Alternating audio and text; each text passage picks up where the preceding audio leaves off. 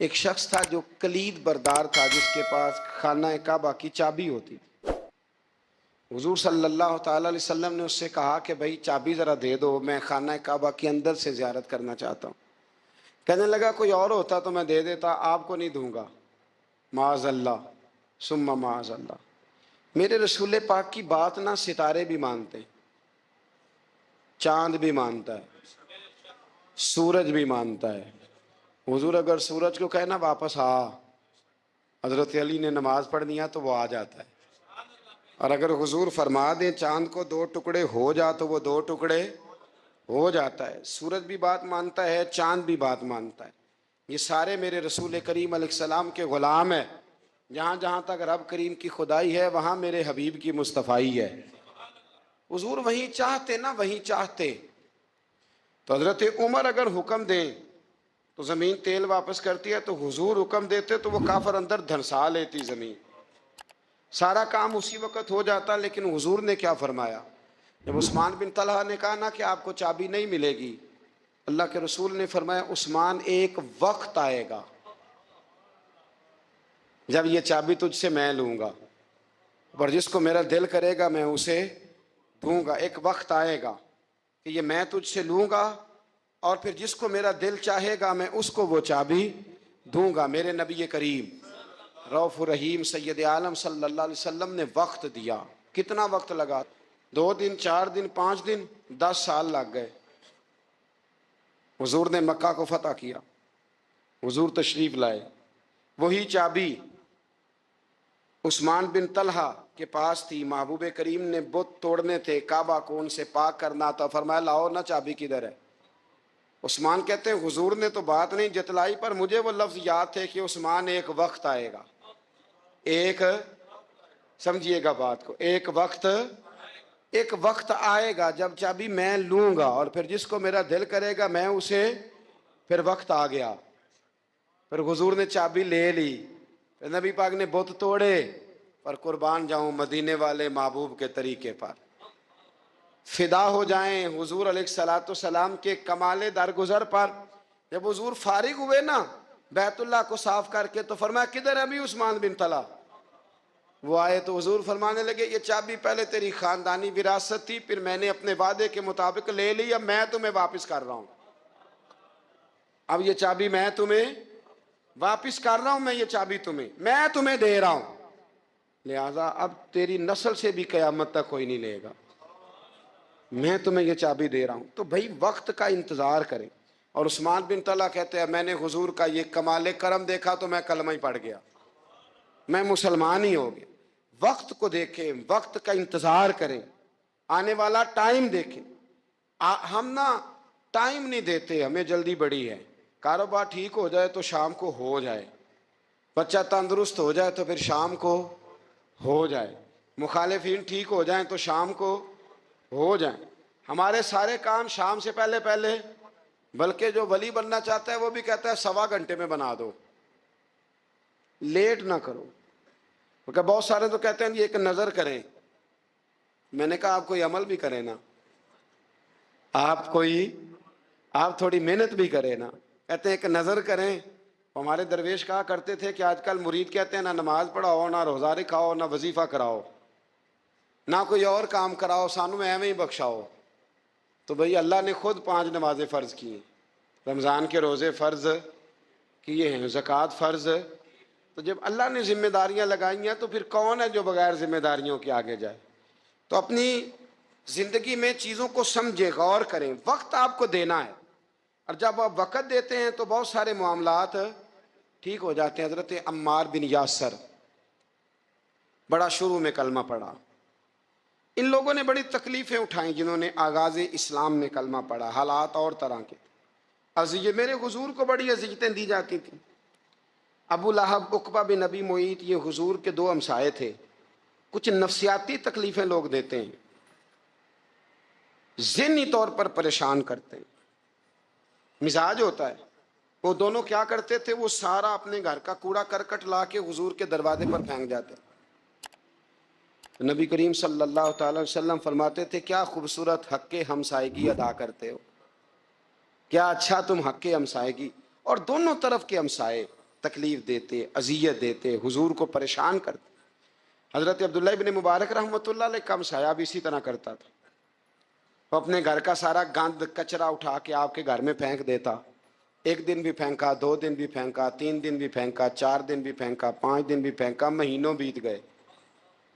مہینوں بیت گئے. ایک دن کہنے لگا میں روز کچرا پھینکتا ہوں. خود ہی کہنے لگا آپ کو تکلیف نہیں ہوتی؟ آپ فرمانے لگے میں نے ایک برتن رکھ دیا، ایک جھاڑو رکھ دیا ہے. جب تو کچرا پھینکتا ہے تو میں اٹھا کے باہر پھینک آتا ہوں. اب تو بند نہ کرنا، اس لیے کہ مجھے عادت ہو گئی ہے.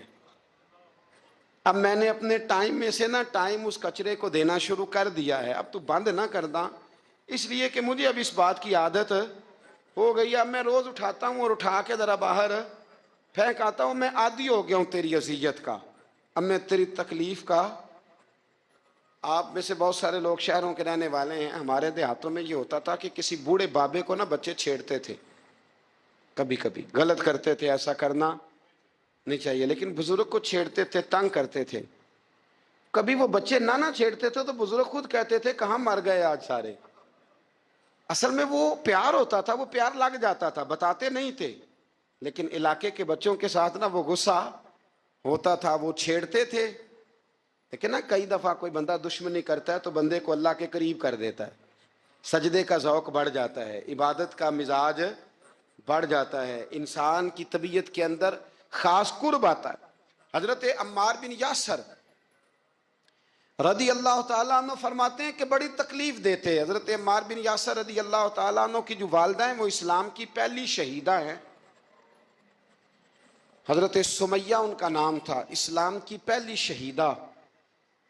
ان کے زیر ناف ابو جال نے نیزہ مار کے انہیں شہید کر دیا. حضرت عمار بن یاسر رضی اللہ تعالیٰ عنہ فرماتے ہیں کہ میرے والد کو اتنی تکلیفیں دی گئیں کہ وہ ان اذیتوں کی وجہ سے ہی دنیا سے پردہ کر گئے. حضرت عمار بن یاسر کو خود کافر اتنا مارتے تھے کہ وہ اپنے حواس کھو بیٹھتے تھے اور ایسی باتیں کرتے تھے کہ سمجھ نہیں آتی تھی کہ یہ عمار بن یاسر بول رہے ہیں. اتنی سخت اذیت دیتے، اتنی سخت. دکھ قبول محمد بخشا، راضی رہن پیارے. دکھ قبول محمد بخشا، بس راضی رہن. اتنی تکلیف دیتے کہ حضرت عمار بن یاسر حواس کھو بیٹھتے، تکلیف میں آتے. بڑا سہا، بڑا برداشت کیا.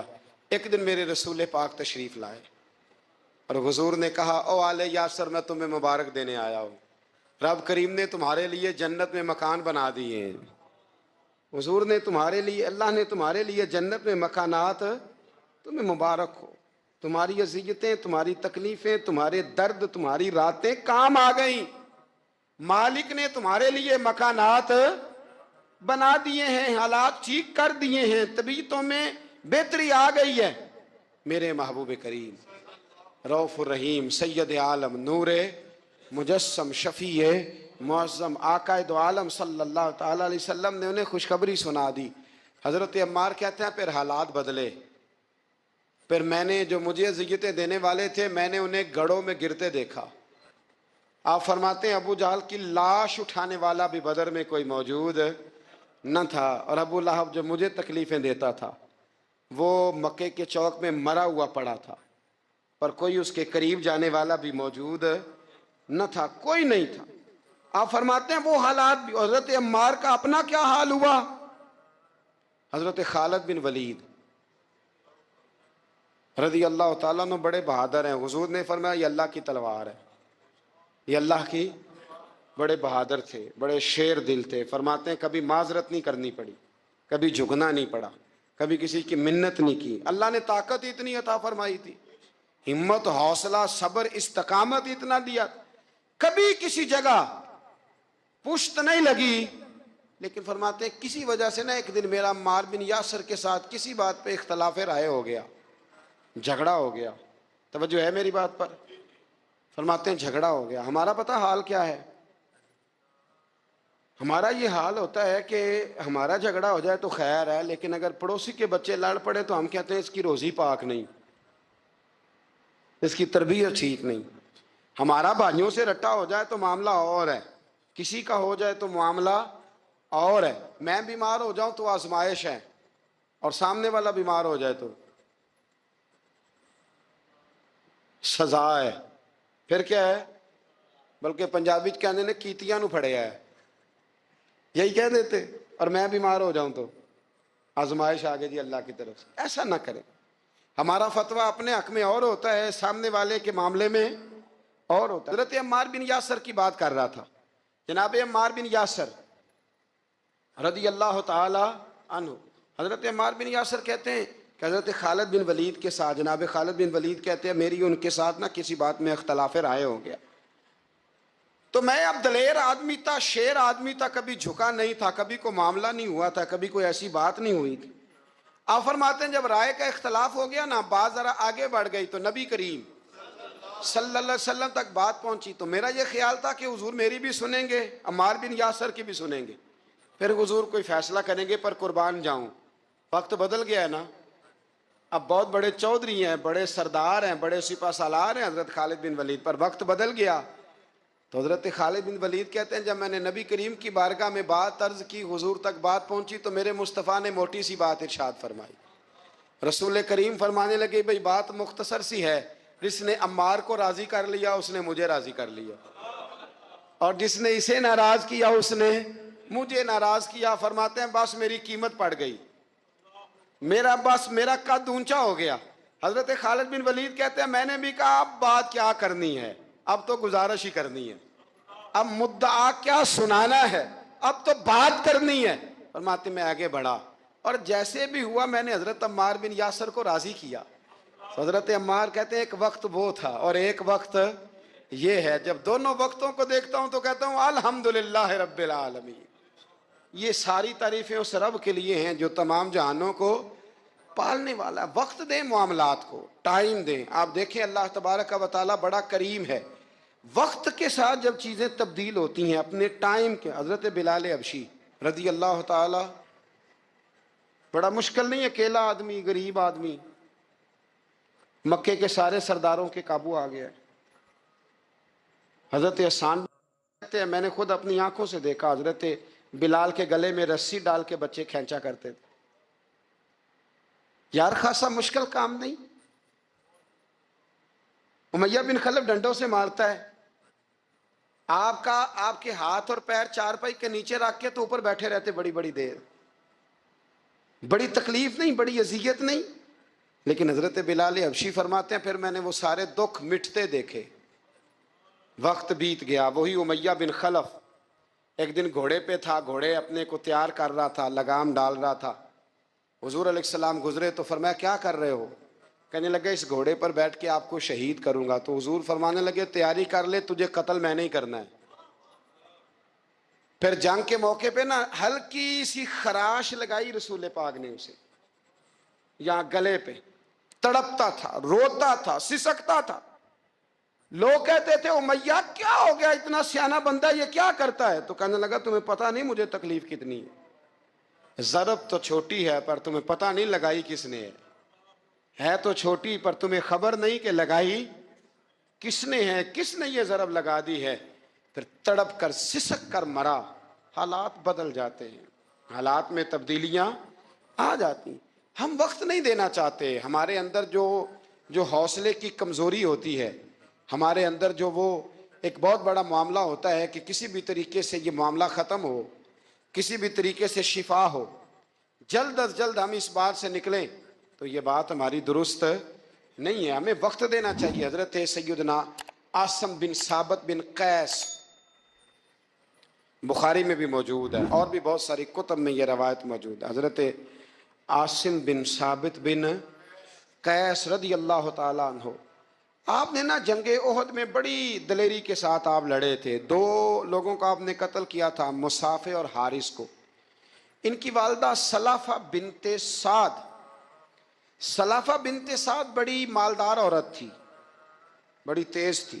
اس نے قسم کھائی تھی کہ میرے دو بیٹے چونکہ حضرت عاصم بن ثابت نے قتل کر دیے، اس نے قسم کھائی تھی کہ میں نا معاذ اللہ انہیں قتل کراؤں گی اور ان کی گردن اترواؤں گی اور ان کی کھوپڑی میں شراب بھر کے پیوں گی۔ جملے بولنے والے کئی دفعہ بڑا ہی بول جاتے ہیں۔ حضرت عاصم بن ثابت بن قیس رضی اللہ تعالیٰ، سلافہ بن سعد کہنے لگی کہ میرے بیٹے چونکہ انہوں نے قتل کیے تو 100 اونٹ دوں گی جو انہیں شہید کرے گا، اور پھر میں معاذ اللہ ان کی گردن اتروا کے کھوپڑی کے اندر شراب بھر کے پیوں گی۔ حضرت عاصم بن ثابت بڑے بہادر تھے، قابو نہ آ سکے۔ کافروں نے ایک چال چلی کہ مدینے سے کچھ مبلغ مانگے تبلیغ کرنے کے لیے، بطور مبلغ کو مانگا، لیکن رستے میں بددیانتی کی، جھوٹ بولا، ظلم کیا، انہیں گرفتار کیا، اور گرفتار کر کے معاذ اللہ تعالیٰ انہیں بیچنا چاہا۔ حضرت عاصم بن ثابت کہنے لگے میں میدان کا آدمی ہوں، میں قید ہونے سے لڑائی کرنے کو بہتر سمجھتا ہوں، میں کفار کا قیدی ہونے سے شہید ہونے کو فضیلت دوں گا۔ تلوار نکال لی، نیزے نکال لیے، لڑنے لگے۔ اب اکیلا آدمی اور سامنے درجنوں بیسیوں لڑنے والے، سب کا رخ جب انہی کی طرف ہوا تو حضرت عاصم بن ثابت بن قیس رضی اللہ تعالیٰ عنہ سمجھنے لگے اب شہید ہو جاؤں گا، تو آپ نے ایک دعا مانگی، کہنے لگے اے اللہ میرے بدن کی حفاظت کرنا، اے اللہ میرے وجود کی حفاظت کرنا، گویا میری لاش کی یہ بے حرمتی نہ کریں، اللہ حفاظت کرنا۔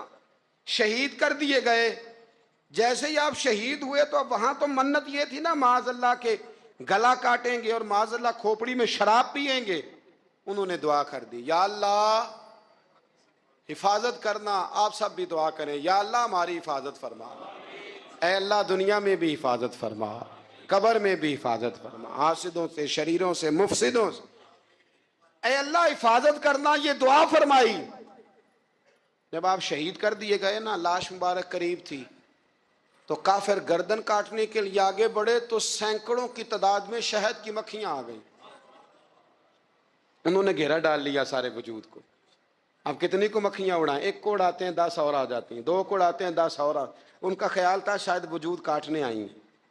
وہ چلے گئے، کہنے لگے شام کو جب مکھیاں چلی جائیں گی تو دوبارہ آئیں گے، لیکن جب مکھیاں اڑی تو انہوں نے وجود کو چھوا بھی نہیں تھا، انہوں نے وجود کی حفاظت کی، دعا مانگی تھی اے اللہ ان سے میری حفاظت فرما، مجھے ثابت قدم رکھ۔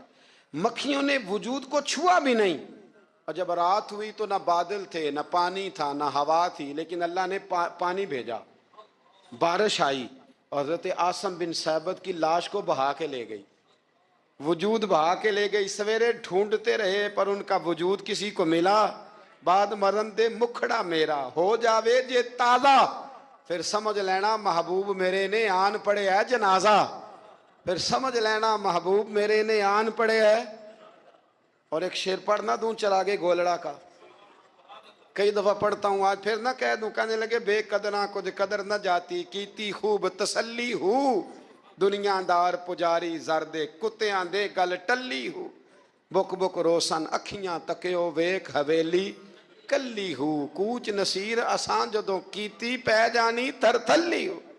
تو یاد رکھ میرے بھائی، جب آپ ثابت قدم، حضرت خباب رضی اللہ تعالی عنہ، بخاری میں ذکر ہے، کتب حدیث میں، کتب سیرت میں ذکر ہے، حضرت خباب رضی اللہ تعالی عنہ نے اس وقت کلمہ پڑھا جب ابھی 5 لوگ کلمہ پڑھتے، کل بندے السابقون الاولون۔ آپ فرماتے ہیں جس عورت کا میں غلام تھا نا، ام انمار اس کا نام تھا، وہ مجھے بڑی سخت سزائیں دیتی تھی۔ آپ لوہار کا کام کرتے تھے، سلاخیں، آپ کو پتہ ہے لوہار سلاخ رکھتا ہے پہلے آگ میں بھٹی میں، پھر وہ جب پوری طرح تپتی ہے پھر کچھ بنتا ہے، لوہار کا کام کرتے تھے۔ آپ فرماتے ہیں ام انمار میرے ساتھ یہ کرتی کہ مجھے سخت اذیت دیتی، کلمہ چھوڑنے پر مجبور کرتی۔ ایک دفعہ تو ایسے ہوا کہ اس نے کافروں کی ڈیوٹی لگائی، میں گلی سے گزر رہا تھا، مجھے نہیں پتا تھا ان کی پہلے سے تیاری ہے، انہوں نے کوئلے جلا کے رکھے ہوئے تھے، مجھے پکڑا، میرا کرتا زبردستی اتارا، کوئلوں پہ لٹا دیا، اور میرے وجود پر وزنی پتھر رکھ دیے۔ فرماتے ہیں میری چربی پگھلی تو کوئلے بجھے۔ یہ شہادت گاہ الفت میں قدم رکھنا، لوگ آسان سمجھتے ہیں مسلمان ہونا، زخم پہ زخم کھا کے جی، خون جگر کے گھونٹ پی، آہ نہ کر لبوں کو سی، یہ عشق ہے کوئی دل لگی نہیں، اس میں بڑی برداشت کرنی پڑتی ہے۔ آپ فرماتے ہیں کہ حضور علیہ السلام نہ خانہ کعبہ کی دیوار کے ساتھ ٹیک لگائے بیٹھے تھے، میں ایک دن حاضر، مجھے بڑی تکلیف دیتے تھے، کہتے ہیں جب میں کام کر رہا ہوتا تھا تو میری مالکن آتی تو وہ نکال کے نا سلاخ تو میرے سر پہ رکھ دیتی، میرا سارا وجود زخمی تھا. حضور خانہ کعبہ کی دیوار سے ٹیک لگائے بیٹھے تھے, میں حاضر ہوا تو محبوب کریم بھی اٹھے. تو حضور علیہ الصلوۃ والسلام سے میں نے عرض کی, حضور دیکھیں مجھے کتنی تکلیف دی جاتی. تو ابھی فرمانے لگے بس اتنی, بس اتنی.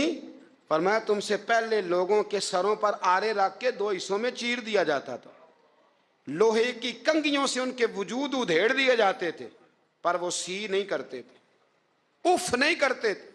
میں خبردار بس اتنی. اور پھر میرے حضور نے ہاتھ اٹھائے, کہا اے اللہ خباب کی مدد فرما, اے اللہ خباب کی. اتنے لفظ ادا کی. حضرت خباب کہتے ہیں پھر میں نے وقت کو وقت دیا, پھر میں نے حالات کو وقت دیا, پھر میں نے اپنے محبوب کی دعا کو قبول ہوتے دیکھا. فرماتے ہیں وہ میری مالکن یہ مجھے تکلیف دیتی تھی, اذیت دیتی تھی, پر اس کا حال یہ تھا کہ اس کے سر میں درد اٹھا, اور جس طرح کتا چیختا ہے جب اسے مارا جاتا ہے تو وہ چلاتا ہے, اس طرح وہ آوازیں نکالتی. پھر وہ بہت بڑے طبیب کے پاس گئی تو اسے کسی نے کہا کہ لوہے کی سلاخوں سے اپنے سر کو دگوایا کر, داغ دیا کر, اسے جلایا کر جگہ جگہ سے, تاکہ تیرے اندر کا درد ختم ہو. تو آپ فرماتے ہیں پھر لوگوں میں نے صبر اور استقامت کا رزلٹ دیکھا کہ وہ جو مجھے بطور سزا میرے سر پہ سلاخیں رکھتی تھی, پھر وہ بطور دوائی منگانے لگی. میں سلاخ گرم کر کے لاتا, اس کے سر پہ رکھتا. فرماتے ہیں پھر اسے سکون ہوتا, پھر وہ تڑپتی. اور چونکہ مجھے تو وقت یاد تھا نا, کہتے ہیں لیکن میں مصطفیٰ کریم کا کلمہ پڑھتا تھا, میں نے کبھی دوبارہ پلٹ کر اسے یہ بات یاد نہ کرائی. آپ وقت دیں, ماحول کو ٹائم دیں, آپ دیکھیں. ہاں یہ ضرور دیکھ لیں کہ آپ کے ضمیر کے اندر کوئی ایسی بات تو نہیں, کوئی ایسا معاملہ تو نہیں کہ جہاں آپ غلط ہیں. اور اگر ایسا نہیں پھر آپ وقت دیں آنے والے اسباب کو. ہم نہ بڑی جلدی ہے, ہمیں دعا کرائی ہے تو آج شام تک مسئلہ ٹھیک ہونا چاہیے, دعائی کھائی ہے تو طبیعت شام تک ٹھیک ہونی چاہیے. اگر ہم راہ حق کے مسافر ہیں تو شام کو ہمیں قرب الہی مل چکا ہو, حضور کی بارگاہ کے ہم حضوری ہو چکے ہیں. ایسا نہیں ہے. آپ وقت دیں, سفر کو جاری رکھیں, تسلسل کے ساتھ سفر کریں. سفر کے لیے جتنے اسباب کی ضرورت ہے وہ سارے اکٹھے کریں, محنت پوری کریں, جد و جہد پوری کریں, ہمت پوری کریں, لیکن پھر نتیجہ اپنے رب کریم پہ چھوڑ دیں. میرے بھائی رشتے سبھی کے پاس ہوتے ہیں, لیکن ان کی کشش, ان کا درد, ان کی کسک. وہ کسی نے کہا تھا کہ زندگی میں وہ بھی عجیب لمحہ تھا. ذرا اس بات کا درد دیکھیے گا کتنا گہرا ہے. کہنے لگے زندگی میں وہ بھی عجیب لمحہ تھا, وہ میرے ساتھ تھا پر میں تنہا تھا. کچھ لوگ ساتھ ہو کے بھی ساتھ نہیں ہوتے. رشتے ڈھیر سارے ہوتے ہیں پر انسان اپنے آپ کو تنہا محسوس کرتا ہے. دوستو ہمارے پاس حضور نبی کریم علیہ السلام کا یہ رشتہ موجود ہے. حضور ہماری جانوں سے زیادہ قریب ہیں, لیکن شرط یہ ہے کہ کبھی موبائل بند کر کے تنہائی میں بیٹھ کے خوشبو لگا کے درود پڑھ کے محبوب کی بارگاہ میں نذرانہ بھیج کے تو دیکھو.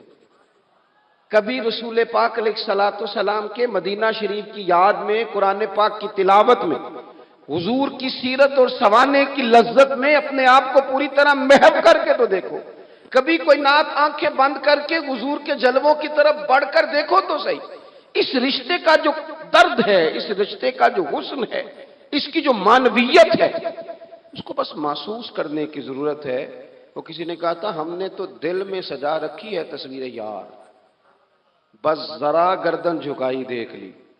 اپنے دل کے اندر محبوب کریم علیہ الصلوۃ والسلام کو بٹھا رکھا ہے. دیکھو جن لوگوں میں یہ درد تھا نا, ابو داؤد شریف میں ایک حدیث ہے. بہت سارے لوگ ایسے ہیں جو کہتے ہیں کہ جناب ہم نے نا سارے ظاہری دلائل پر ہی فیصلہ کرنا ہے.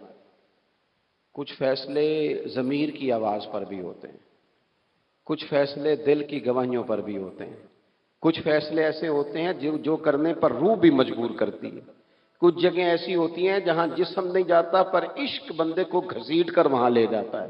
حیدر شاہ اس گلی کدے نہ رول دی, پر ہوں تے میں رول دی میں رول گئی ہاں. کچھ جگہ پہ انسان کو جانا ہی پڑتا ہے. ایک صحابی حضرت خزیمہ رضی اللہ تعالیٰ, ابو داؤد شریف میں حدیث موجود ہے، نبی پاک علیہ الصلوۃ والسلام نے ایک یہودی سے گھوڑا خرید لیا۔ حضور نے فرمایا آ میرے ساتھ، میں تمہیں پیسے دیتا ہوں۔ اللہ کے محبوب تھوڑا آگے تشریف لے گئے، یہ ذرا تھوڑے فاصلے پہ پیچھے آ رہا تھا۔ راستے میں لوگوں نے اس کو کہا کہ تو نے تو سستا بیچ دیا ہے، گھوڑا تو مہنگا ہے، قیمت زیادہ لگا دی، یہ مکر گیا۔ محبوب کریم علیہ السلام نے پیسے تھمائے، پیسے لو، گھوڑا دو، کہنے لگا کون سا گھوڑا، میں نے تو بیچا ہی نہیں۔ اب جب سودا ہوا تھا گھوڑے کا تو حضور تھے یا وہ یہودی تھا، تیسرا شخص ہی کوئی نہیں تھا۔ کون سا گھوڑا، کیسا گھوڑا؟ اپنا حق چھوڑ دینا یہ بھی بعض اوقات بزدلی ہوتا ہے۔ نبی کریم علیہ السلام نے فرمایا بھائی تو کیسے مکر سکتا ہے جب تیرا میرا سودا طے ہوا ہے؟ جب ایک مخصوص رقم پر تو نے اسے بیچ دیا ہے تو مکر کیسے سکتا ہے؟ تو پیسے لے اور گھوڑا دے۔ اب جب تھوڑی سی بات تکرار میں آئی تو کچھ لوگ وہاں جمع ہو گئے، مسلمان، یہودی اور بھی کئی لوگ۔ وہ یہودی کہنے لگا جی آپ اس طرح کریں، ایک گواہ دے دے، میں زیادہ نہیں مانگتا، ایک دے دے، ایک بندہ کہہ دے کہ یہ گھوڑا میں نے بیچا ہے اور آپ نے خریدا ہے تو میں آپ کے حوالے کر دوں گا۔ وہاں بندہ کوئی دوسرا موجود ہی نہیں تھا تو گواہ کسے پیش کیا جائے؟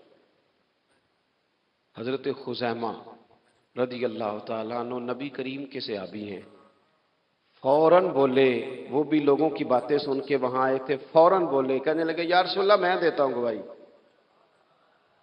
دوڑ کے آگے آئے، کہنے لگے جی میں گواہی دیتا ہوں کہ آپ نے گھوڑا خریدا ہے، یہودی نے بیچا ہے۔ اب اس نے کہا تھا ایک بندہ کہہ دے تو میں دے دوں گا۔ اس کی شرط پوری ہو گئی، حضور نے پیسے اس کے ہاتھ میں دیے، اس نے گھوڑا محبوب کے دستے مبارک میں لگام تھمائی، حضور تشریف لے گئے، غلام کو دیا، گھوڑا گھر چلا گیا۔ نبی کریم نے حضرت خزیمہ سے کہا خزیمہ ایک بات تو بتا، تو تھا ہی نہیں اور تو نے بن دیکھے گواہی کیسے دے دی؟ تو حضرت خزیمہ رضی اللہ تعالیٰ عنہ کہنے لگے یا رسول اللہ یہ تو زمین کی خبر ہے نا، میں نے تو آسمان کی چیزیں بھی نہیں دیکھی، آپ نے کہا ہے تو میں مان گیا ہوں، تو میں تو آسمانی خبریں مان گیا، میں تو جنت آپ کے کہنے پہ مان گیا، میں تو دوزخ آپ کے کہنے پہ مان گیا، میں تو فرشتے آپ کے کہنے پہ مان گیا، میں تو قیامت کی ساری باتیں آپ کے کہنے پہ مان گیا۔ وہ بتا رہے ہیں، گویا وہ سمجھا رہے ہیں یا رسول اللہ میں نے تو رب بھی نہیں دیکھا، تو آپ کے کہنے پر مان گیا، اور جب اتنی ساری چیزیں آپ کے کہنے پہ مان گیا ہوں تو گھوڑا تو چیز ہی کوئی نہیں۔ اب دیکھیں حضور کا تبصرہ یہاں کیا ہے، انہوں نے ایمان کا مرکز و محور ذات مصطفیٰ کو سمجھا، ان کو سمجھ آئی کہ کل کائنات حضور کی ذات ہے۔ اب حضور سید عالم علیہ السلام نے اس بات کو سن کر اعلان کیا فرمایا؟ حضور فرمانے لگے لوگوں جہاں بھی شرعی گواہی کی ضرورت ہو نہ دو گواہ چاہیے ہوتے ہیں، لیکن جہاں میرا یہ خزیمہ موجود ہو ایک کی گواہی دو کے برابر شمار کی جائے گی۔ اتنا بڑا اعزاز، نظریاتی طور پر اتنی زیادہ پختگی، جب تک اپنے ایمان کا مرکز اور محور ذات مصطفیٰ کو نہیں سمجھا جاتا۔ ایک اور بھی بات عرض کروں، کئی کام ہوتے ہیں، وہ کام تو ہوتے ہیں پر خشک بڑے ہوتے ہیں، کچھ ڈیوٹیاں تو ہوتی ہیں لیکن وہ ڈیوٹیاں تھکا بڑا دیتی ہیں، کچھ سفر تو ہوتے ہیں پر وہ سفر پورے وجود کو توڑ پھوڑ کے رکھ دیتے ہیں، لیکن کچھ کام ایسے ہوتے ہیں جو بندہ بڑے ذوق سے کرتا ہے، کچھ ڈیوٹیاں ایسی ہوتی ہیں کہ بندہ کہتا ہے کبھی 2 گھنٹے اور کرنی پڑ جائے نا، کچھ سفر ایسے ہوتے ہیں کہ جس میں بندے کا دل کرتا ہے یا اللہ یہ سفر کبھی روز ملے نا۔ چلے نہیں سمجھ آتی تو ایک سادی سی کسی شاعر نے بات کی ہے، اس نے کہا ہے کہ دنیا دیا سفراں تو بندہ تھک بھی تو جاندا ہے نا، پر سفر مدینے دا ہر وار ہی بڑا سونا۔ کچھ سفر تھکاتے نہیں نا، اکتاہٹ نہیں ہوتی، کچھ چیزیں انسان ذوق سے کرتا ہے، اس کی طبیعت۔ اگر نبی پاک علیہ السلام کی ذات کے ساتھ دل کی قلبی وابستگی ہو جائے، دین کا کام تھکاوٹ پیدا نہیں کرتا، مسجد کی حاضری بوجھ نہیں بنتی، انسان کے لیے کوئی بھی خیر کا کام کرنا مشکل نہیں ہوتا، اس کا وجود ڈھل سا جاتا ہے، اس کی طبیعت اس طرح کی ہو جاتی ہے کہ جیسے سارے نور سے ہو کر آ گئے۔ شرط یہ ہے کہ کامل محبت ہو۔ آج کل ڈھیروں لوگوں کو دعویٰ ہے حضور کی محبت کا، ڈھیروں لوگوں کو، اور بالکل ٹھیک ہے، ہونا بھی چاہیے، لیکن اپنے آپ سے پوچھ لینا چاہیے اچھی طرح سے، ہمیں اچھی طرح سے غور کر لینا چاہیے کہ شہرت زیادہ پیاری ہے کہ حضور، یہ ہمیں غور کرنا چاہیے۔ ہمیں غور کر لینا چاہیے کہ دولت زیادہ پیاری ہے کہ نبی پاک علیہ الصلوۃ والسلام کی ذات۔ ہمیں غور کرنا چاہیے کہ برادری اور قبیلے کی رسمیں زیادہ پیاری ہیں یا حضور کے دین کی بات زیادہ پیاری ہے۔ ہمیں پہلے غور کر اپنی ترجیحات کا تعین کرنا چاہیے، اور پھر ہمیں اپنے دل سے یہ بھی پوچھنا چاہیے کہ تیرا فلان دوست سے ملنے کو تو بار بار دل کرتا ہے، اہل خانہ کو، گھر والوں کو ملنے کو تو تیرا بار بار جی چاہتا ہے، کیا تیرے دل میں کبھی بیٹھے بیٹھے تڑپ اٹھتی ہے؟ بیٹھے بیٹھے، اور کبھی تیری آنکھیں باہر آتی ہیں کہ رب کوئی موقع بنا دے اور میں جا کے حضور کا شہر مبارک بھی دیکھ آؤں؟ اچانک دل کرتا ہے نا کسی شخص سے بات کرنے کو، تو کیا بالکل بیٹھے بیٹھے کبھی اچانک نعت سننے کو بھی دل کرتا ہے کہ نہیں؟ کبھی اچانک حضور کی سیرت کی طرف بھی توجہ بیٹھے بیٹھے چلی جاتی ہے کہ نہیں؟ دیکھیں، کوئی بندہ بھی انکار نہیں کرے گا جب کسی سے کہا جائے گا کہ مجھے حضور علیہ السلام سے بڑی محبت ہے، لیکن آپ کو کس سے محبت ہے، آپ کس سے پیار کرتے ہیں، یہ صرف آپ کو ہی پتا ہوتا ہے۔ میں کس سے محبت کرتا ہوں، میرے دل میں کس بندے کے لیے کتنی گنجائش ہے، یہ سامنے والا نہیں ماپ سکتا، یہ صرف میں ہی ماپ سکتا ہوں، کیونکہ دل جو میرا ہے، یہ باطنی کیفیات میری ہیں۔ ہم روز نعرے لگائیں، روز زور شور سے نعرے لگائیں، لوگ سن کے کہیں کہ بڑا پیار کرتا ہے یہ حضور سے، لیکن یہ ہمیں پتا ہے ہماری قلبی واردات کیا ہے، ہمیں خبر ہے۔ دیکھیں نا، صحابہ سچے لوگ تھے۔ حضرت عمر رضی اللہ تعالیٰ عنہ حضور کی بارگاہ میں حاضر ہیں تو عرض کی، یا رسول اللہ صلی اللہ تعالیٰ علیہ وسلم، مجھے آپ ہر چیز سے زیادہ پیارے ہیں، لیکن حضور مجھے لگتا ہے مجھے اپنی جان آپ سے زیادہ پیاری ہے۔ سچ بولنا ہے نا، نیرا دعویٰ نہیں کرنا، بات کو کھول کر بیان کر کے واضح کر کے بیان کرنا۔ یا رسول اللہ صلی اللہ تعالیٰ علیہ وسلم، مجھے محسوس ہوتا ہے مجھے اپنی جان آپ سے زیادہ پیاری ہے، تو حضور نے ان کے دل پر ہاتھ رکھ کے فرمایا، عمر ابھی ایمان نہیں مکمل ہوا۔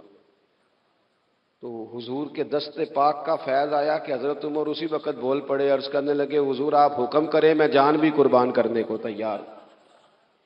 اپنے آپ سے بات کرے، اپنے اوپر تھوڑی توجہ دے، دوسروں کو تبلیغ کرتے، دوسروں کو واعظ کرتے، دوسروں کو نصیحت کرتے، دوسروں کو سمجھاتے تو بڑا وقت گزر گیا۔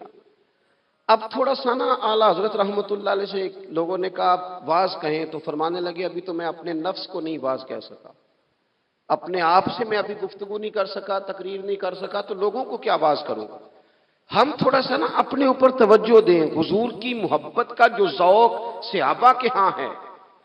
آج بڑے سارے لوگ نہیں ہیں جو بچ بچ کے بات کرتے ہیں، بچ بچ کے۔ میں تو اپنے زمانے میں دیکھتا ہوں کہ سیاسی لیڈروں کے نعرے لگاتے وقت لوگوں کو کوئی کسی قسم کی آر محسوس نہیں ہوتی۔ وہ گاڑی جو کبھی کسی غریب کے ہاسپٹل جانے کے کام نہیں آئی، سیاسی لیڈر کا جلسہ ہو تو وہ بھی گاڑی اندر سے نکل آتی ہے، اور اس پر 10 بندے چڑھ جائیں تو ٹوٹنے کا بھی کوئی خطرہ محسوس نہیں ہوتا۔ لیکن وہ لوگ جو اتنا تگڑا کر کے اپنے لیڈر کا نعرہ لگا رہے تھے، انہیں چاہیے تو نا کہ اس سے کئی 100 گنا بڑھ کے ان کی زبانوں پہ حضور کے تذکرے جاری ہوتے، اور ان کی زبانیں پوری طرح تر ہوتی درود و سلام سے۔ لیکن آپ دیکھ لیں ہم اپنی اپنی فیلڈ میں، اپنے اپنے معاملات میں کتنے زیادہ مضبوط ہیں اور کتنے زیادہ آگے ہیں، لیکن ذات رسالت معاب کے معاملے میں ہمیں وہ جوش، وہ محبت جس کا ہم اظہار کرتے ہیں، ہمیں اسے کیفیات میں لانا چاہیے۔ اور کچھ لوگ ایسے بھی ہیں جو اس معاملے میں بھی بڑے سنجیدہ ہو کے رہنا پسند کرتے ہیں۔ وہ کہتے ہیں نہیں جی نہیں، اب میں جلوس میں جاؤں، اور میں حیران ہوتا ہوں جو قوم روز کوئی نہ کوئی جلوس نکالتی ہے، وہ نبی پاک کا جلوس آتا ہے تو وہ شرعی دلائل پوچھنے شروع کر دیتی ہے کہ بھئی اس پر کوئی دلیل ہے؟ تو میں نے کہا یہ جو روز نکلتے ہیں ان پر دلیلیں ہیں؟ کبھی کسی نے سوال نہیں کیا، کبھی کسی شخص نے کوئی بات نہیں کی، اور یہاں لوگ دلائل کی دنیا میں اتر آتے۔ وارفتگی، شوق، حضور کی جو مرکزی حیثیت ہے دین میں، نبی پاک کے ساتھ قلبی رشتہ، مضبوط وارفتگی۔ عروہ بن مسعود ثقفی کفر کی طرف سے سفیر بن کے آئے تھے حدیبیہ میں۔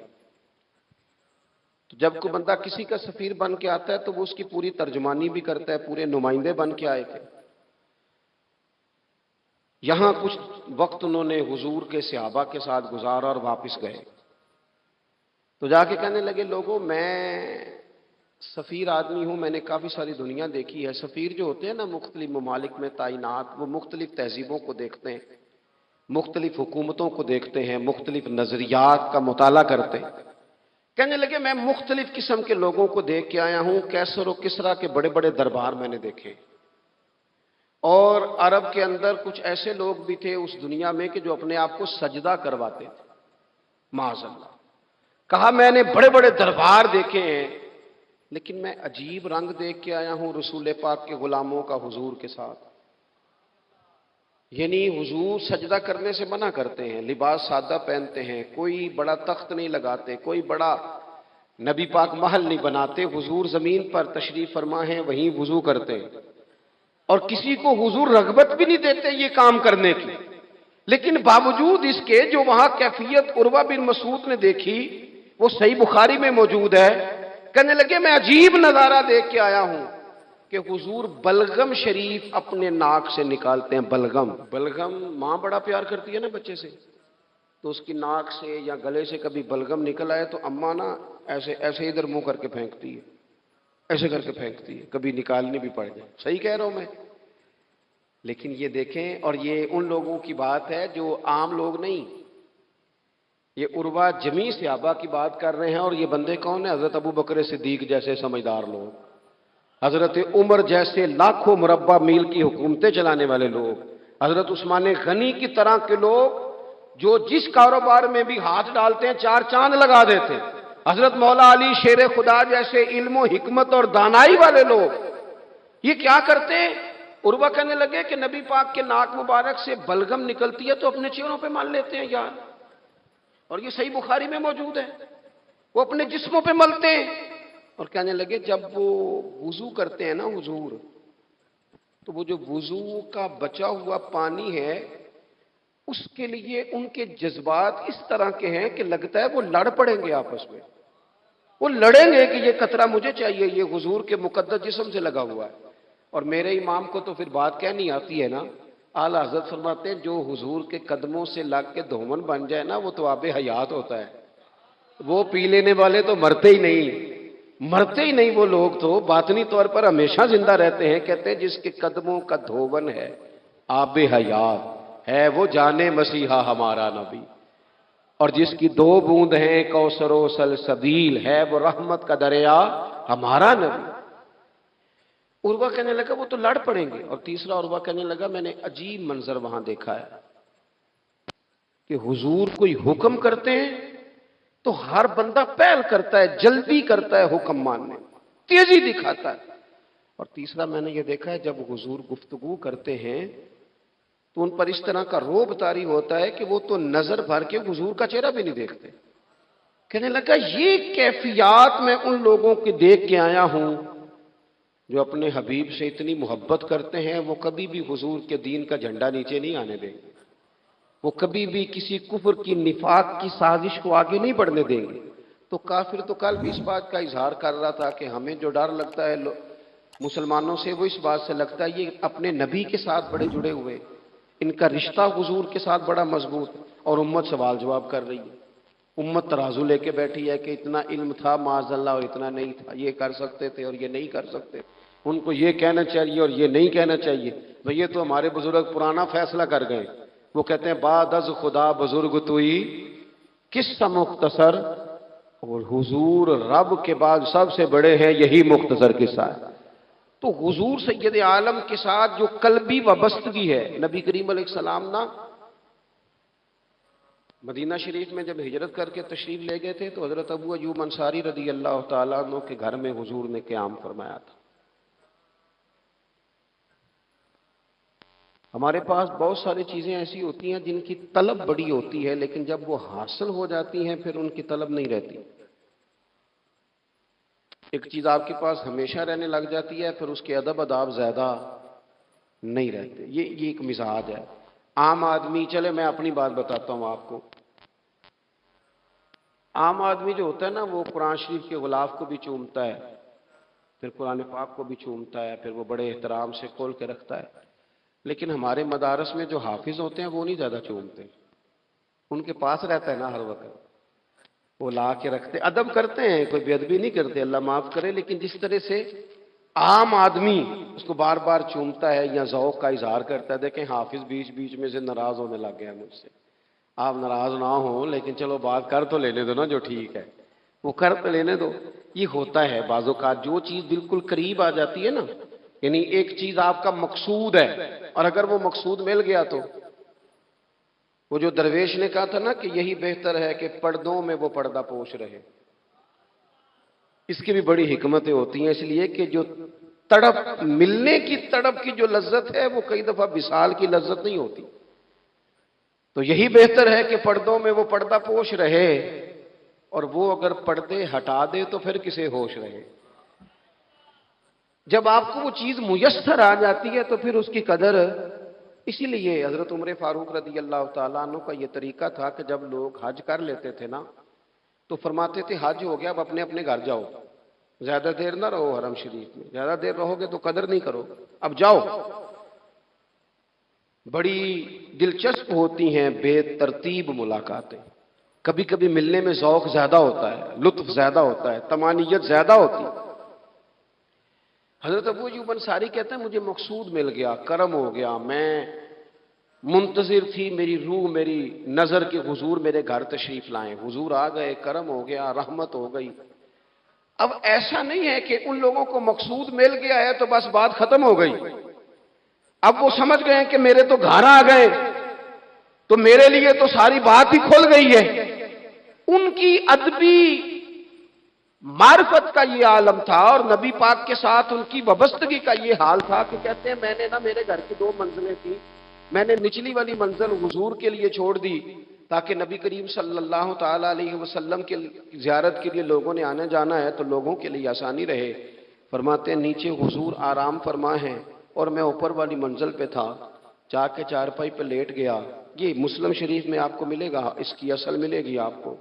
فرماتے ہیں میں آرام سے جا کے چھت پہ لیٹ گیا، رات کا تھوڑا سا پہر گزرا تو میرے دل میں خیال آیا وہ ایوب تو اوپر ہے اور حضور نیچے،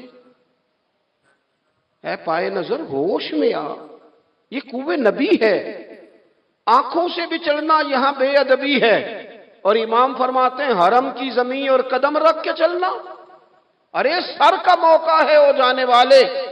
کہا حضور نیچے، فرماتے ہیں ساری رات میں ایک دیوار کے ساتھ پیچھے ہو کے بیٹھا رہا، ساری رات یہ سوچتا تھا کہیں میں وہاں نہ چل دوں جہاں حضور آرام فرما ہو، میرے قدم نہ آ جائے۔ میں تڑپتا رہا، مقصود پاس آ گیا ہے، وہ چیز حاصل ہو گئی ہے، لیکن اس کی تڑپ میں اضافہ ہوا ہے، احترام بڑا ہے، یعنی اب سوچ رہے ہیں کہ میں ان کا ادب کیسے کروں، ان سے محبت کیسے کروں، کس اعزاز سے انہیں بٹھاؤں۔ فرماتے ہیں کہ تڑپ کے میں صبح حاضر بارگاہ ہوا، میں نے کہا یا رسول اللہ کریم کرم ہو جائے، میری تو بساط ہی نہیں، میں چھت پہ کیسے گزارا کروں گا۔ تو حضور فرمانے لگے میرے پاس تو لوگوں نے آنے جانا ہے، میں تو نیچے ذرا آسانی محسوس کرتا ہوں، یہی ٹھیک۔ یا رسول اللہ آپ کی بات ٹھیک ہے، پر کریم اگر کرم ہو جائے نا تو مہربانی ہوگی۔ اللہ کے رسول نے جب نظر مبارک اٹھا کے حضرت ابو ایوب انصاری کا چہرہ دیکھا نا، خیال آیا مسلمان نیک و بد پہچان جاتے ہیں اور محمد تو آدمی کے دل کی باتیں جان جاتے ہیں صلی اللہ تعالی علیہ وسلم۔ حضور نے جب نظر فرمائی اور ان کی آنکھوں میں چمکتے ہوئے آنسو دیکھے تو حضور فرمانے لگے میں سمجھ گیا ہوں تو نہ اوپر رہ پائے گا نہ سو پائے گا، تو بچے لے کے نیچے آ جا، میں ہی اوپر چلا جاتا ہوں۔ صحابہ کی وہ جو خاص قلبی کیفیات ہے رسول پاک کے ساتھ، میرے سنگیوں دیکھو، نعت سرکار کی پڑھتا ہوں میں، بس اسی بات سے کرنے میرے رحمت ہوگی، ایک تیرا نام وسیلہ ہے میرا، رنج و غم میں اسی نام سے راحت ہوگی، یہ سنا ہے کہ بہت دور اندھیری ہوا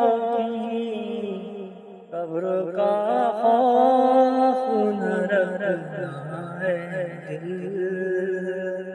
وہاں سرکار کے چہرے کی زیارت ہوگی، ان کو مختار بنایا ہے میرے مولا نے، خود میں بس وہی جا سکتا ہے جس کو ہنسنے کے بابا کی اجازت ہوگی، نعت سرکار کی پڑھتا ہوں میں، بس اسی بات سے گھر میں میرے رحمت ہوگی، عصر کا دن بھی عجب دیکھنے والا ہوگا، زلف لہرا کے جب آئیں گے، پھر قیامت میں بھی ایک اور قیامت ہوگی، زلف لہرا کے جب آئیں گے، پھر قیامت میں بھی ایک اور قیامت ہوگی، نعت سرکار کی پڑھتا ہوں میں، بس اسی بات سے گھر میں میرے رحمت ہوگی۔ میلاد شریف کا جو جھنڈا ہے وہ بھی میلاد شریف کا ہی ہے، وہ میلاد کا جھنڈا، ایسا نہ ہو کہ میلاد کا جھنڈا کسی گلی میں پڑا ہوا نظر آئے، میلاد پہ چھپنے والا اشتہار پوسٹر کسی جگہ گرا ہوا نظر آئے، یہ جو لنگر شریف ہے نا، تبرک کے چاول، یہ حضور کے میلاد سے وابستہ ہیں، یہ گلیوں میں بکھرے ہوئے نظر نہ آئے، اس طرح کی کیفیات نہ ہو کہ محسوس ہو کہ جناب یہ تو احترام والے لوگ ہیں، یہ لوگ تو حضور کی محبت کی بات کرتے ہیں، محبوب کی نسبتوں کا احترام بھی محبت ہی کا ایک پہلو ہوتا ہے، خاص وارفتگی نبی پاک کی ذات کے ساتھ خاص۔ اور پھر ان لوگوں نے نا ان چیزوں کو بھی چھیڑا جن کی شریعت میں گنجائش تھی۔ شریعت کے دو حکم ہیں، ایک عزیمت ہے، ایک رخصت ہے۔ ایک یہ ہے کہ اگر حالات بڑے سخت ہیں، بڑے گڑبڑ ہیں، تو آپ تھوڑی دیر کے لیے سائڈ پہ ہو جائیں، رخصت ہے، اجازت ہے۔ اور ایک یہ ہے کہ آپ ڈٹ جائیں نا حالات کے سامنے، پھر اللہ مددگار ہے۔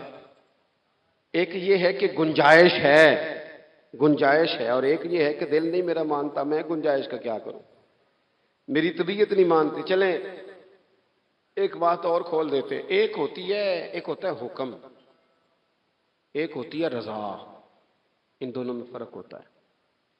وہ جی میں نے حضرت صاحب سے کہا جی مجھے اجازت ہے میں جاؤں، انہوں نے کہا جاؤ میں چھٹی لے کے آیا ہوں۔ بھائی آپ نے چھٹی مانگی تھی، حضرت نے دے دی، استاد جی نے دے دی، یہ تو حکم ہے، لیکن تمہیں بھانپنا چاہیے تھا نا ان کی مرضی کیا ہے، ان کی رضا کیا ہے۔ رضا تو اس طرح کی ہوتی ہے کہ مکتب عشق کا دستور نرالا دیکھا، اس کو چھٹی نہ ملی جس نے سبق یاد کیا۔ میرا ایک دیہاتی ماحول سے تعلق ہے، ہمارے سرکاری اسکولوں میں نا ایک مانیٹر بنا دیتے تھے، جو بچہ لائق ہوتا تھا نا وہ وہ مانیٹر بن جاتا تھا، حالانکہ لائق ہوتا تھا، سیاںا ہوتا تھا، لیکن مانیٹر بن کے نا اس کی ذمہ داری بڑھ جاتی تھی، پھر اس کو کنجیاں ہی مل جاتی تھی، اسی نے سب سے پہلے آنا ہے، اس نے سب سے بعد میں جانا ہے، ہر چیز اس کے سپرد۔ پیار جو زیادہ کریں ان کی ذمہ داریاں بھی زیادہ ہوتی ہیں۔ یہ کیا بات ہوئی کہ میری محبت زیادہ ہے تو میں مسجد میں غیر حاضر ہوں، میں حضور کا میلاد شریف زیادہ مناتا ہوں تو میں نے سنت شریعت کو اپنایا ہی نہیں۔ محبت مجھے حضور سے زیادہ ہے، لیکن حضور نے جو حقوق العباد ادا کرنے کا سبق پڑھایا ہے اس پر میری توجہ ہی نہیں۔ بھئی اگر آپ کا پیار زیادہ ہے تو پھر آپ کی ذمہ داری بھی زیادہ ہے، پھر آپ کو زیادہ حساس ہونا چاہیے۔ نبی کریم صلی اللہ تعالی علیہ وسلم نے ایک قانون دیا ہے کہ لا یکلف اللہ نفسا الا وسعها، رب فرماتا ہے جو بوجھ کوئی اٹھا نہ سکے ہم اس پر وہ بوجھ نہیں ڈالتے. اللہ کے راستے میں آپ نے خرچ کرنا ہے تو اگر آپ کی جیب اجازت دیتی ہے تو خرچ کرے, نہیں دیتی تو نہ کرے. شریعت اسلامیہ نفلی صدقات کے معاملے میں انسان کو مجبور نہیں کرتی. اسی طرح محبت کا معاملہ ہے, خدمت کا معاملہ ہے, لیکن صحابہ بعض وہ کام بھی کرتے تھے جو شرعی طور پر ان پر ضروری نہیں تھے, اور جب کرتے تھے تو کیوں کرتے تھے؟ محبت مجبور کرتی تھی, پیار مجبور کرتا تھا. طبرانی میں موجود ہے, اللہ کے حبیب علیہ الصلوۃ والسلام کو اچانک ایک صحابی نے دیکھا اور فوراً عرض کرنے لگے یا رسول اللہ میرے ماں باپ قربان ہو, چہرے پر نکاہت بڑی ہے, کمزوری ہے, کیا وجہ ہوئی؟ تو حضور نے ایک ٹھنڈی آہ بھری اور فرمایا میں نے کئی دنوں سے کھانا نہیں کھایا, کھجور اور پانی پر گزارا ہے. میٹھا کھانا بھی سنت ہے لیکن فاقہ کرنا بھی سنت ہے. اپنی مرضی کی سنت ادا کر لینا یہ تو بڑا آسان کام ہے, لیکن میرے بھائی شریعت اسلامیہ میں جو چیز غالب رہی ہے اس پر بھی کبھی کبھی ذوق کریں. اور پھر حضور کا جو فقر ہے اختیاری ہے, نبی پاک نے مانگ کے غریبی لی اللہ تعالیٰ سے کہ یا اللہ ایک وقت روٹی دے ایک وقت فاقہ دے. تو نبی کریم علیہ السلام نے فرمایا کہ میں نے کھانا نہیں کھایا, کھجور پانی پہ گزارا ہے کئی دنوں سے. اب اس صحابی کو حکم تو دین کا یہی ہے نا کہ اگر گھر میں کچھ ہے تو لے آؤ, ورنہ شریعت پابند تو نہیں کرتی. تو وہ پہلے اپنے گھر گئے, جا کے پوچھا کوئی چیز ہے؟ گھر والوں نے کہا کوئی نہیں. پھر وہ پڑوسیوں کے گھر میں گئے, کوئی کھانے کی چیز ہے؟ کوئی نہیں. رشتہ داروں سے محلے داروں سے پوچھا, کوئی نہیں. چپ کر کے نہیں بیٹھے, ایک یہودی کے باغ میں گئے, کہنے لگے یار کوئی مزدوری مل جائے گی؟ وہ سجنا یار منون دی خاطر اساں کی پیش بٹائے, کوئی مزدوری ملے گی؟ اس نے کہا گرمی بڑی سخت ہے, پانی کنویں کا نیچے چلا گیا, ایک ڈول پانی کا اگر نکال سکتے ہو تو ایک کھجور دوں گا. فرمانے لگے منظور ہے. کہتے میں نے اپنے کندھے سے چادر اتار کے بچھا لی, ایک ڈول پانی کا نکالتا, ایک کھجور ملتی, وہ میں اس کپڑے میں ڈالتا جاتا, چادر میں ڈالتا جاتا. جب ذرا میری چادر بھر گئی کھجوروں سے, میں نے اسے سمیٹا, لے جا کے حضور کی بارگاہ میں پیش کیا. محبوب وہیں بیٹھے تھے. کہتے حضور نے میرا پسینے سے شرابور وجود دیکھا اور میرے چھالوں سے بھرے ہوئے ہاتھ دیکھے اور میری تھکے تھکے وجود کو دیکھا, تو کریم نے ایک کھجور اٹھائی اور اٹھا کے منہ میں رکھی. حضور فرمانے لگے کس نے تجھے مجبور کیا یہ کام کرنے پہ؟ اس کی مجبوری تو کوئی نہیں نا, کس نے تجھے مجبور کیا؟ تو کہتے ہیں دو آنسو میرے بھی چھلک پڑے. میں نے عرض کی حضور ہمیں کوئی مجبور کر سکتا ہے؟ ہمیں آپ کی محبت نہیں مجبور کیا.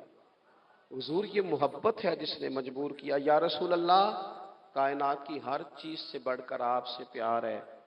یہ غریب آدمی, سادے لوگ ہیں, یہ بہت مہنگے تحائف لانے کی ظاہری پوزیشن میں نہیں ہیں, لیکن دیکھو نا اظہار محبت کے معاملے میں کتنا بڑا دل رکھتے ہیں. یا رسول اللہ صلی اللہ تعالی علیہ وسلم, آقا محبت نے مجبور کیا.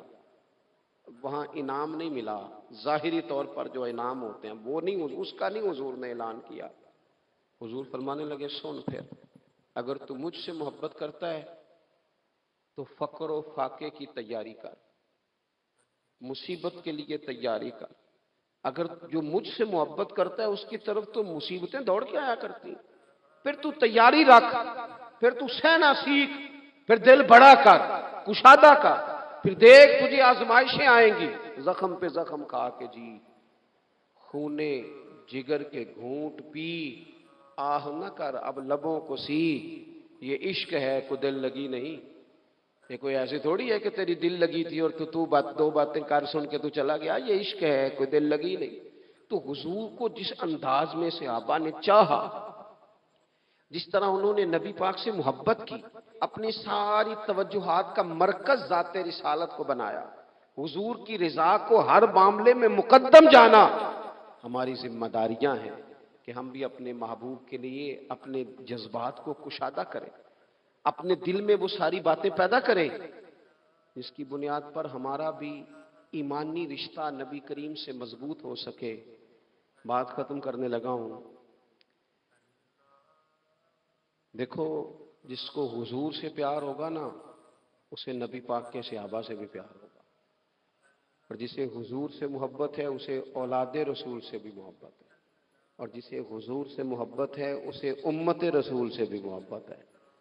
میں اور آپ بڑے آرام سے اپنے اپنے گھروں میں بیٹھے ہیں، لیکن 2 مہینے ہونے کو ہیں سیلاب والے اپنی بیٹیاں لے کے جھونپڑیوں میں بیٹھے ہیں، سڑکوں میں۔ 4 دن خبریں زیادہ تھیں اخبارات میں، تو ہمیں بھی تھوڑا احساس زیادہ تھا، کیونکہ اب خبریں مدھم ہو گئی ہیں تو ہماری طبیعتیں بھی مدھم ہو گئی ہیں۔ ہم تو چلتے ہیں کہ آج کل ٹرینڈ کیا ہے، وائرل کیا چیز ہے، اس کے مطابق ہم بھی اپنا ٹرینڈ چینج کر لیتے ہیں۔ میں مسافر ہوں، بڑے سفر کرتا ہوں روز، تو بہت سارے لوگ محبت سے کہتے ہیں آج ہمارے ہاں رہ جائیں، تو میں ان سے کہتا ہوں یار جو نیند اپنے بیڈ پہ آتی ہے وہ کسی اور جگہ نہیں آتی، گھر ہی جانے دو، گھر ہی بندہ آرام سے سکون سے سو سکتا ہے۔ کسی کا بڑا بہترین گھر بھی ہو تو جب کسی کے گھر نیند نہیں آتی، بچے نہیں سوتے، اپنے گھر جانا ہے، تو مجھے بتاؤ جو بیچارے جھونپڑیوں میں آ کے بیٹھ گئے ان کے لیے کتنی مشکل بات ہے، خیموں میں بیٹھے۔ لیکن کیا کریں، اس وقت جتنی سیاسی جماعتیں ہیں نا ملک میں، سب حکومت میں، کسی کی پنجاب میں حکومت ہے، کسی کی مرکز میں ہے، کسی کی کہیں ہے۔ چاہیے تھا نا یہ سارے وسائل استعمال کرتے اور ان لوگوں کی خدمت میں پہنچتے۔ ہمیں اپنے دل کشادہ کرنے چاہیے حضور کی امت کے لیے۔ میلاد شریف کی جہاں جہاں بھی محفل ہو نا، کوشش کریں غربا کو بٹھا کے اچھے طریقے سے روٹی کھلائی جائے، ان کا اکرام کیا جائے، اس لیے کہ یہ نبی پاک کی امت ہے، ان سے پیار کیا جائے۔ اور دیکھو حضور سے پیار ہے تو امت سے پیار ہے، تو پھر ہمیں حضور کی شریعت سے بھی پیار ہونا چاہیے۔ ہمیں ہر جگہ مقدم کرنا چاہیے دین کو۔ اگر کل 10ویں 40ویں جنازے پہ ہم دین کی بات کرتے ہیں تو پھر ہمیں نکاح ولیمے اور عقیقے والے دن بھی دین کی بات ہی کرنی چاہیے، وہاں بھی ہمیں ترجیح دین ہی کو دینی چاہیے۔ یہ کیا بات ہوئی کہ جب غم آئے تو رخ اللہ رسول کی طرف ہو گیا، اور جب خوشیاں ملی تو پھر سارے شیطانی کام شروع کر دیے۔ یہ حضرت بابا فرید الدین مسعود گنج شکر کا وطن ہے، جہاں سے نا خوشبوئیں پھیلی ہیں پوری دنیا میں رسول اللہ کے دین کی، یہاں سے لوگوں نے فیض پایا ہے۔ اور سنگیو یہاں آ کے وقت گزارنے والے محبوب الہی بن جایا کرتے۔ آپ محسوس کریں کہ یہ دھرتی کتنی کو زرخیز ہوگی، یا رنگ کتنا کو بڑا ہوگا۔ حضرت بابا صاحب رحمۃ اللہ علیہ کا خواجہ نظام صاحب کے ساتھ ایک خط ہے، جب انہوں نے کہا نا حضور ملنے کو بڑا دل چاہتا ہے، تڑپتا ہوں، تو بابا صاحب نے جواب میں لکھا تھا کہ نظام فرید کا دل تجھ سے زیادہ تجھے ملنے کو کرتا ہے، لیکن اگر میں چل کے تیرے پاس آؤں گا تو یہاں دینی خدمت کا نقصان ہوگا، اور اگر تو چل کے آئے گا تو جو ڈیوٹیاں تو کر رہا ہے وہاں دینی معاملات کا نقصان ہوگا۔ فرمانے لگے تو وہاں بیٹھ کے رسول اللہ کے دین کی نوکری کر، میں یہاں بیٹھ کے کرتا ہوں، اللہ جنت میں دونوں کی ملاقات کرا دے گا۔ آپ خصوصیات دیکھتے ہیں ہمارے بزرگوں کے نظریات کیا ہیں، وہ لوگ قائل ہیں خدمات کے، وہ خدمات کے قائل، اس لیے اپنی زندگی کے اندر ہمیں نصب العین بنانا چاہیے۔ آج اس جگہ بیٹھ کر حضور کی محفل پاک سجا کر ہمیں اس بات کا تہیہ کرنا چاہیے کہ ہم حضور سے بھی پیار کرتے ہیں، حضور کی امت سے بھی پیار کرتے ہیں، صحابہ سے بھی پیار کرتے ہیں، اولاد رسول سے بھی پیار کرتے ہیں، نبی پاک پر آنے والی کتاب سے بھی پیار کرتے ہیں، اور رسول پاک علیہ السلام نے جس سے پیار کیا ہم ان سب سے بھی پیار کرتے ہیں، اور حضور نے جس محنت کے ساتھ دین کی تعلیمات ہم تک پہنچائی ہیں ہم ان تعلیمات کو بھی دل و جان سے چاہتے ہیں۔ اللہ تعالیٰ میری اور آپ کی حاضری